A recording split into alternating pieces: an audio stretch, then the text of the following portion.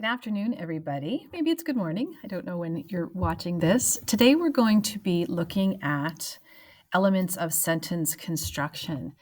We want to go from using simple sentences that maybe make us sound robotic or that our sentences are too simple, and we want to build on them, making compound sentences, making complex sentences, anything that we can do to sound a little bit more elevated.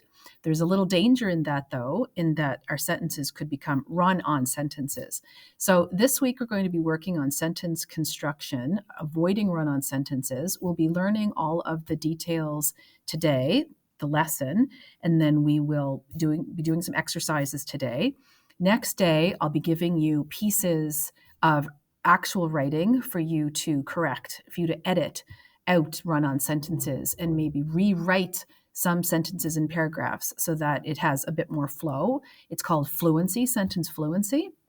And you know it when you see it done poorly. If you've ever been reading your novel and things sound stunted, or you're reading someone else's work and it sounds too simple, or you're reading something and you run out of breath because they don't have the proper punctuation and allowing you to stop. It is identifiable pretty easily. So we have to work the other way. And when we're creating our sentences, have a bit of variety in them and fluid so that we don't bore our reader. I will have a list of some links also so you can practice on your own. Elements of sentence construction.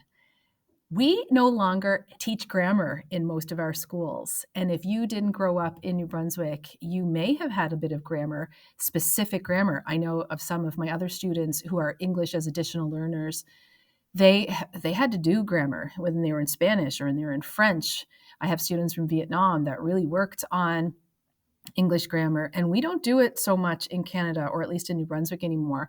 And when I was it started phasing out when I was in school myself, and the books that I have about grammar are falling apart. That's how old they are. So we don't label sentences anymore. But especially if you're mathy, if you're math inclined or sciences, you may actually find this really handy to learn about how we can label sentences. So let's start with subjects and predicates.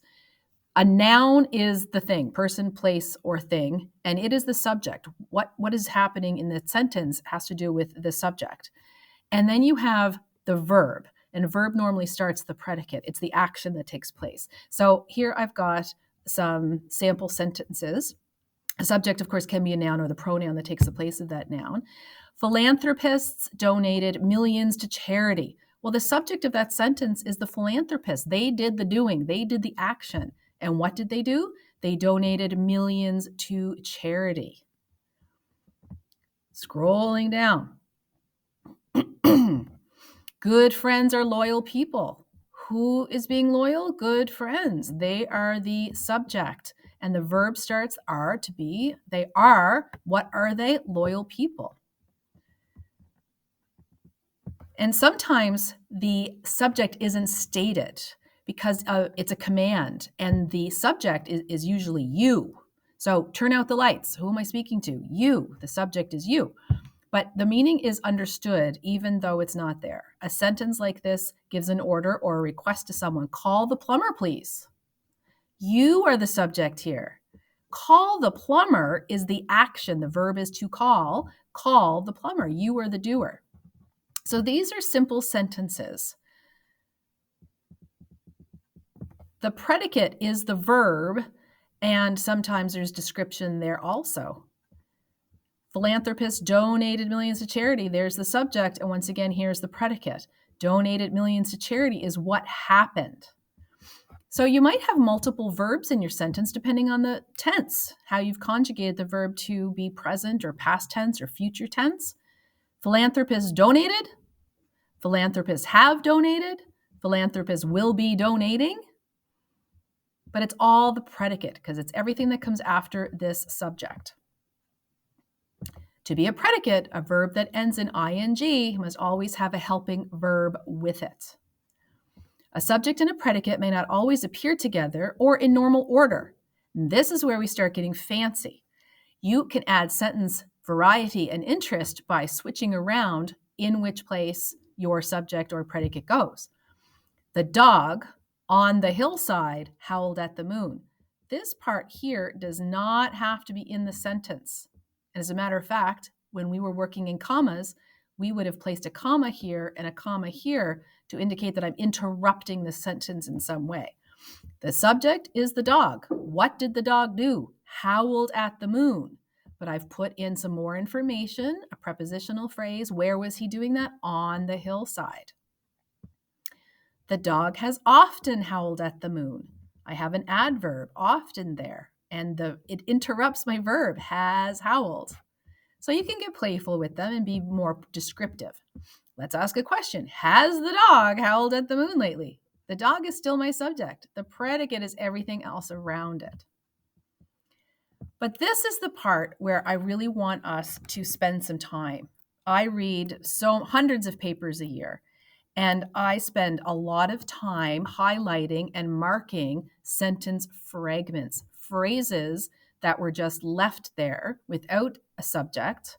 It's not a full sentence. And my author has to go back and make it a complete sentence. So a phrase is a group of related words, but it doesn't express a complete thought. It does not have both a subject and a predicate. So here are some examples. At the beach. At the beach what? Who's at the beach? What's going on? Near the store. By this time.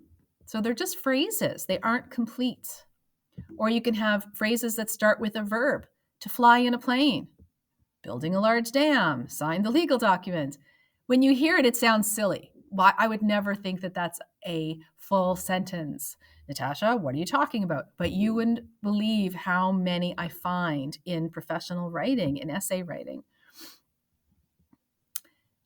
There are two types of clause, and one of them is independent, and it can sit on its own. It's a full, complete sentence.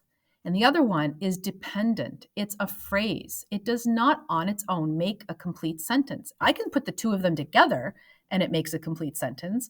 An independent clause on its own makes a complete sentence, but that little dependent clause needs help. And that's where a lot of our writing finds need for correcting.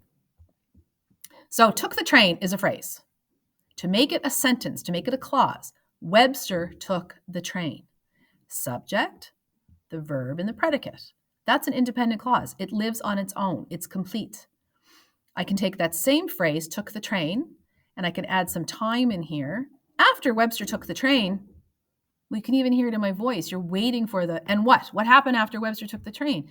It's not a complete sentence. It becomes a dependent clause. And just like you, if you're dependent on something, you need it. You need the other part. It cannot stand on its own. Like it says here, the clause raises the question, what happened after Webster took the train? So you have to make that complete. So when you're going through your sentences, either in our exercises or in our editing exercise next day, look for those independent and dependent clauses, because we can combine them and make some compound sentences. We can make complex sentences. And this is where we're going this week. Compounding sentences are words, phrases, and clauses that can be joined to one another inside of that sentence. And compound means that it's got two parts. And normally we have an and or a but, and it can combine two sentences. So here's one example. Sam drives to work. Henry drives to work. Simple sentences that are boring. Sam and Harry drive to work together each day, combines those two of them in a way that's not so boring and certainly not as robotic sounding. So you've got your compound subjects, Sam and Harry. Bill grabbed the sandwich is a full sentence. And ate it is not a full sentence. Let's put them together. He did two things. Bill grabbed the sandwich and ate it. And I understand Bill. I also love sandwiches, and I would certainly grab it and eat it. Now I've got some phrases. In the mall, at the restaurant. How robotic would it have sound? We will meet you in the mall. We will meet you at the restaurant. It starts sounding like Dr. Seuss. We will meet you in the mall or at the restaurant. Or we will meet you in the mall inside the restaurant. We can do several things with it. Dependent clauses. They need the rest of the sentence to make it a complete sentence. If I had just spoke to you and said, after it's over, or after it is over, you'd be left hanging. Well, what? What is it? Don't keep me in suspense. We will discuss your options before the play begins or after it is over. It needs the rest of the sentence. So, yes, I know that this sounds very elementary, and it is. But because we don't teach grammar anymore, some people may have never learned this. And so that's why it is important, especially for your professional writing. We're always coming back to what will make me shine in the best light and not have someone doubt my work. What we ultimately want to do is avoid any fragments. The candidate addressed the crowd is a full sentence. Addressing the crowd is not a full sentence. While the candidate addressed the crowd, not a full sentence, it's a fragment. So how do we complete them? So we'll be working on how to complete them today and tomorrow.